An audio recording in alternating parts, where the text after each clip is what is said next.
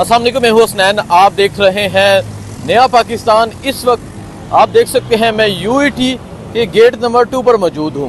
तहरीक इंसाफ की तरफ से ऑफिशियली कॉल दी गई कि यहाँ पीसफुल प्रोटेस्ट होगा, लेकिन आपको यहाँ पुलिस के तकरीबन 4-5 अफराद और एक ट्रक खड़ा नज़र आ रहा है। ये रोड बंद है, लेकिन यहाँ प्रोटेस्ट के लिए कोई शख्स मौजूद नहीं है। पता नहीं क्यों नहीं मौजूद, ये मैं नहीं कह सकता। क़यादत नहीं मौजूद, शायद इस वजह से लोग नहीं निकले। इससे पहले मैं PP 158 में मौजूद था, बेदियाँ रोड, वहाँ प्रोटेस्ट की कॉल दी गई, वहाँ भी लोग नहीं मौजूद थे। आज पाकिस्तान तहरीक इंसाफ का मैंडेट चुराया गया। आज पाकिस्तान तहरीक इंसाफ के वोट चुराए गए और जो तहरीक इंसाफ के उम्मीदवारों के साथ किया गया सारी कौम ने देखा।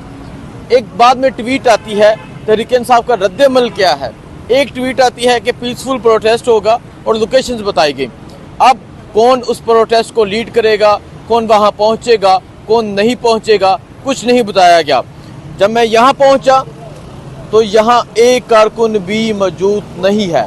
ये मनाज़र आप देख सकते हैं। यहां पुलिस की थोड़ी सी नफरी मौजूद है, लेकिन कोई भी कारकुन यहां पर मौजूद नहीं है। और ये आप लोकेशन देख सकते हैं, ये वही लोकेशन है जो बताई गई थी। यूईटी का गेट नंबर 2 है। यहाँ से रोड ब्लॉक है। दूसरी तरफ मैं गया था, वहाँ से भी रोड ब्लॉक है, वहाँ भी कोई कारकुन मौजूद नहीं था। ये वो जगह है जहाँ पीसफुल प्रोटेस्ट की कॉल दी गई थी।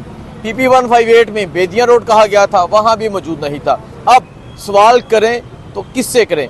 अब ये लोग निकलें तो क्यों निकलें? क्योंकि इन्हें लीड करने वाला कोई भी यहाँ मौजूद नहीं है। ये मनाज़र है लाहौर के। इस तरह हक नहीं मिलता, इस तरह ना आपको कोई हक देगा। वो कहा जाता है कि जुल्म के खिलाफ जितनी देर से निकलोगे इतनी बड़ी कुर्बानी देनी पड़ेगी। और अब ये सूरत हाल, यहाँ पहुँचने का मकसद ये था, लाहौर के एक कोने से मैं दूसरे कोने पहुँचा कि मैं भी वहाँ लोग मौजूद हों, लेकिन जहाँ मुझे कोई एक शख्स भी एहतजाज करता नज़र नहीं आया, जिसकी वजह सिर्फ और सिर्फ ये है कि यहाँ लीड करने वाला कोई भी मौजूद नहीं है। तहरीक इंसाफ को, तहरीक इंसाफ की क़यादत को इसके मुतालिक सोचना चाहिए। मुझे दीजिए इजाज़त। अल्लाह हाफ़िज़।